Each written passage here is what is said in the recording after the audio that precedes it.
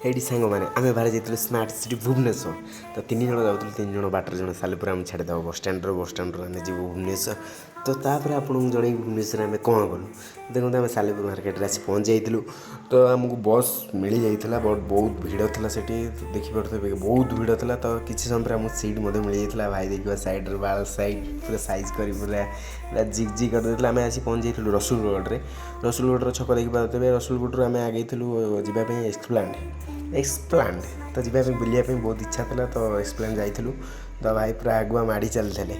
ଭାଇ ଯେତେ ଆଗକୁ ମାଡ଼ୁଥିଲେ ଆମେ ତାଙ୍କୁ ପଛରେ ସେତେ ମାଡ଼ି ଚାଲିଥିଲୁ। ଭାଇ ଉପରକୁ ଚଢ଼ି ଯାଇଥିଲେ ସିଡ଼ି, ଦେଖିପାରୁଥିବେ ଭାଇ ଭାରି ଖୁସି ଥିଲେ। ପଛକୁ ମଧ୍ୟ ହାତ ହଲେଇ ଦେଇଥିଲେ। ଭାଇଙ୍କ ଖୁସି ମୁଁ ବୁଝିପାରୁଥିଲି, କେତେ ସେ ଏକ୍ସାଇଟେଡ଼୍ ଥିଲେ। ଉପରକୁ ଗଲା ପରେ ଡ୍ରେସ୍ କଲେକ୍ସନ୍ କିଛି ଦେଖିଥିଲୁ। ଦେଖିଥିଲୁ କିନ୍ତୁ ବହୁତ ରେଟ୍ ଥିଲା। ତ ଚାଲନ୍ତୁ ଆମେ ଦେଖିବା, ପ୍ରଥମ ଦେଖିଦେବା କେମିତିଆ କ'ଣ ଡ୍ରେସ୍। ଲେଡ଼ିଜ୍ଙ୍କ ବହୁତ ଏଠି ଥିଲା, କାହିଁକିନା ଲିପଷ୍ଟିକ୍ ନେଲ୍ ପଲିସ୍ ତ ବହୁତ ଲେଡ଼ିଜ୍ଙ୍କ ବହୁତ ଥିଲା।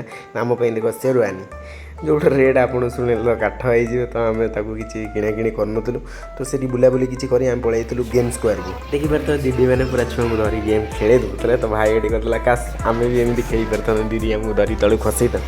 ବହୁତ ଇଚ୍ଛା ଥିଲା ବଟ୍ ଖେଳିପାରିନଥିଲୁ। ବହୁତ ଏଠି ଥିଲା, ଆପଣ ଦେଖିପାରୁଥିବେ ଟଏସ୍ ବହୁତ ଥିଲା।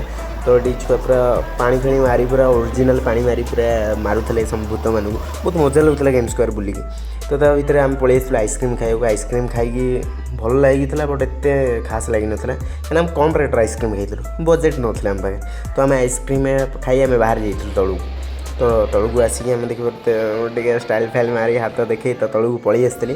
ତ ଆସି ଆମେ ବାହାରିଥିଲୁ କଳ୍ପନା ଛକ ଯିବାକୁ, କାହିଁକିନା ଆମକୁ କଳ୍ପନାରୁ ଆଗକୁ ଟିକେ ଯିବାର ଥିଲା ଜୁଡ଼ିଓ। ଯୋଉଠି ଭାଇ କହିଥିଲା ଏଠି ତ ରେଟ୍ ବହୁତ ଥିଲା, ଆମେ ସେଠି ଯାଇ ଡ୍ରେସ୍ କଲେକ୍ସନ୍ କିଛି ଦେଖିବା।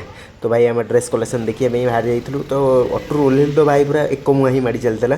ତ ଦେଖିପାରୁଥିବେ ସାଇଡ଼୍ରେ ଆମେ ଆସି ଜୁଡ଼ିଓ ସାମ୍ନା ହିଁ ପହଞ୍ଚି ଯାଇଥିଲୁ। ବଟ୍ ରୋଡ଼୍ କ୍ରସ୍ କରିବାକୁ ବହୁତ ସମୟ ଲାଗିଲା, 5 ମିନିଟ୍ ଭଳିଆ ଲାଗିଲା, କାହିଁକିନା ଗାଡ଼ିର ବହୁତ ଭିଡ଼ ଥିଲା ସେଇଠି।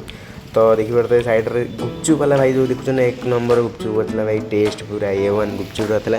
ଆମେ ଖାଇଥିଲୁ 20 ଖାଇଥିଲୁ, 10 ତ ଦେଉନଥିଲେ, 20 ଖାଇଥିଲୁ।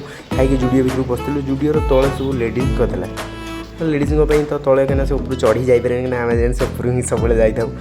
199 ବାଲା ଦେଖି ଭାଇ ଭାରି ଖୁସି ହେଇଥିଲା, କାହିଁକିନା 200 ଭିତରେ ମିଳିଯିବ ଭଲ ଟି ସାର୍ଟ। ତ ଆମ ପାଇଁ ବହୁତ ଖୁସିର କଥା, ମାନେ ଗରିବ ଆମେ ନା। ଯେତେବେଳେ ଆମେ କଲେକ୍ସନ୍ ଦେଖିଥିଲୁ ଭଲ ଗଞ୍ଜି ମିଳିଥିଲା। 2ଟା ଟି ସାର୍ଟ ଭାଇ ନେଇଥିଲା, ଗୋଟେ ହ୍ୱାଇଟ୍ ଗୋଟେ ବ୍ଲାକ୍। ତ ଗୋଟେ ଥିଲା 499 ଆଉ ଗୋଟେ ଥିଲା 199। ତ ଡ୍ରେସ୍ କଲେକ୍ସନ୍ ଦେଖିକି ଆମେ 2ଟା ଗଞ୍ଜି ଚଏସ୍ କରିଦେଇଥିଲୁ। ତ ଚଏସ୍ କଲା ପରେ ବିଲ୍ କରିଥିଲୁ, ବିଲ୍ କରି ଆମେ ତଳକୁ ଆସିଥିଲୁ। ତ ଆପଣଙ୍କୁ ନେକ୍ସଟ ଭିଡ଼ିଓରେ ମୁଁ ଦେଖେଇବି ଭୁବନେଶ୍ୱର ଟୁ ବାଙ୍ଗଲୋର। ତ ବାଙ୍ଗଲୋରରେ କେମିତି କ'ଣ ଟୁର୍ ହେଲା ଆପଣଙ୍କୁ ନିଶ୍ଚିନ୍ତ ଭାବରେ ଜଣାଇବି। ତ ରହିଲି, ବାଏ ବାଏ।